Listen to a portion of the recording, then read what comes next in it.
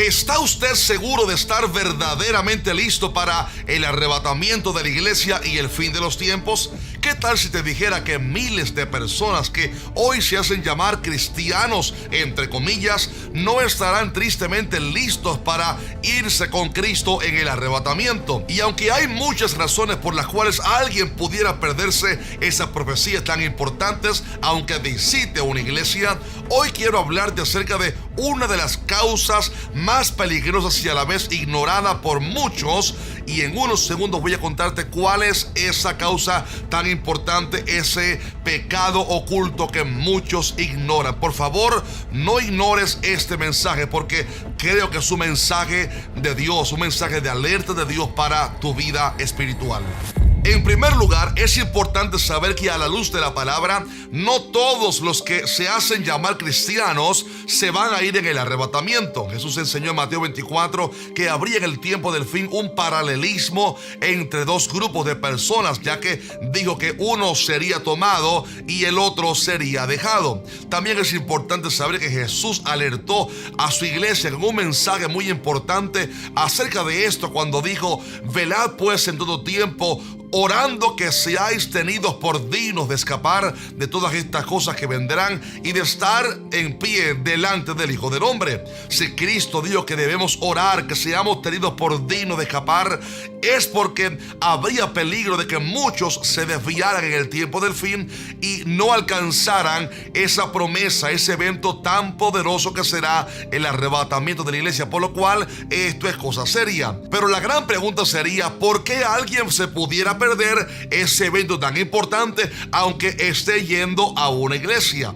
En realidad hay muchas razones, como por ejemplo, en primer lugar, puede que alguien, aunque vaya a una iglesia y se haga llamar cristiano o cristiana, nunca haya tenido verdaderamente un encuentro genuino con Cristo, nunca haya nacido de nuevo, por lo cual la persona realmente no sea cristiana, no sea salva, no haya tenido un encuentro con Cristo, aunque se haga llamar cristiana y vaya a una iglesia. Cada persona tiene que estar segura de que genuinamente se ha arrepentido de sus pecados, que ha abandonado su vida pasada, o sea, su vida pecaminosa, y que ha recibido a Jesucristo no solo como Salvador, sino como el Señor en su corazón. O sea, cada persona tiene que haber tenido un encuentro genuino y personal con Cristo Jesús. En segundo lugar, hay también otra posibilidad, y es que haya quizás alguien que, aunque en un tiempo tuvo su encuentro con Cristo y nació de nuevo, luego se haya alejado del Señor y esté viviendo en pecado continuo sin arrepentimiento. Acerca de esto, la palabra dice en cuanto a la Nueva Jerusalén que no entrará en esa ciudad ninguna cosa inmunda o que hace abominación y mentira. Por esto la palabra manda diciendo: seguid la paz con todos y la santidad, sin la cual nadie verá al Señor. O sea que es importante vivir en santidad, mantenerse en santidad, obviamente no en nuestra fuerza, sino en el poder y la unción del Espíritu Santo, rindiéndonos al Señor diariamente. Por lo cual, no solamente es importante haber recibido a Cristo en el corazón, sino también el vivir sometidos y rendidos al Señor en santidad y pureza delante de Él. Obviamente, insisto, no en nuestras fuerzas, sino rindiéndonos diariamente a la voluntad del Espíritu Santo reflejada en su palabra y en ese llamado de arrepentimiento que diariamente el Espíritu Santo coloca en nuestros corazones. Sin embargo, hay una tercera razón por la cual alguien pudiera perderse el arrebatamiento, y es por, óigalo bien, vivir su vida cristiana de una manera insensata, y esto tiene que ver con su falta de carácter cristiano y compromiso con Cristo. En Mateo 25 encontramos una parábola que Jesús enseñó acerca de 10 vírgenes que estaban esperando la llegada del novio para entrar a las bodas. Y la palabra enseña que 5 de esas 10 vírgenes eran prudentes y 5 insensatas. Las 5 prudentes tomaron consigo aceite en abundancia, pero las insensatas no tomaron aceite en abundancia, sino solamente un poquito. Y al final ustedes saben que la parábola enseña que cuando llegó el momento donde el anuncio llegó que el novio había llegado, el esposo había llegado, las prudentes pudieron entrar a las bodas porque tenían aceite en abundancia, pero las insensatas no pudieron entrar porque se les había acabado el aceite. Y note que aunque el problema principal estuvo en que las insensatas les faltó el aceite en el final de los tiempos, en realidad la ausencia de aceite radicaba en un problema que era en su carácter. Eran insensatas, o sea, había insensatez espiritual. Y este es el problema que está azotando el carácter de muchos cristianos. Tuvieron sus encuentros con Cristo, vivieron en santidad, pero hoy por hoy han descuidado su vida espiritual y están viviendo en insensatez espiritual. Y esto, mi estimado amigo, es un gran peligro, porque note que las 10 vírgenes eran vírgenes. Las 10 sabían que el esposo venía. Las 10 tenían lámparas, pero 5 de ellas eran insensatas, y porque eran insensatas les faltó el aceite y no pudieron entrar a las bodas. Y este es el gran problema que te comenté en el principio, que está azotando a muchas personas y que de cierta manera es como si fuera un pecado oculto, porque es un error, un descuido, mejor dicho, del cual muchos no se dan cuenta. La gran pregunta es: ¿qué es la insensatez espiritual? Ojo a esto, por favor, preste mucha atención a esto, porque esto es más profundo de lo que muchos piensan. Insensatez, ¿qué es la insensatez? En el griego la palabra es anoetos, que significa necio, no entender algo, no razonar o pensar a fondo, tontera o descuido. Por lo cual la palabra insensatos en el original tiene que ver con tontera espiritual en el contexto bíblico. Tiene que ver también con una superficialidad espiritual, alguien superficial en su vida espiritual, o sea que no profundiza en la palabra ni en la comunión con Cristo, y alguien también que está caminando en un descuido espiritual. En fin, tiene que ver con un relajamiento del carácter cristiano. Un cristiano que está viviendo en insensatez es alguien que, por ejemplo, no tiene interés en profundizar en su conocimiento de la palabra. No lee la palabra de Dios diariamente. No tiene hambre por conocer más de la palabra. Se ha quedado superficial. Es vago y perezoso para las cosas de Dios. Es alguien que nunca profundiza mucho en su relación con Cristo. No se pone metas de crecer en la oración, en la palabra, en santificarse más. Y eso provoca un carácter distorsionado que ha creado en la persona una tontera espiritual, una insensatez espiritual, un adormecer en su carácter espiritual.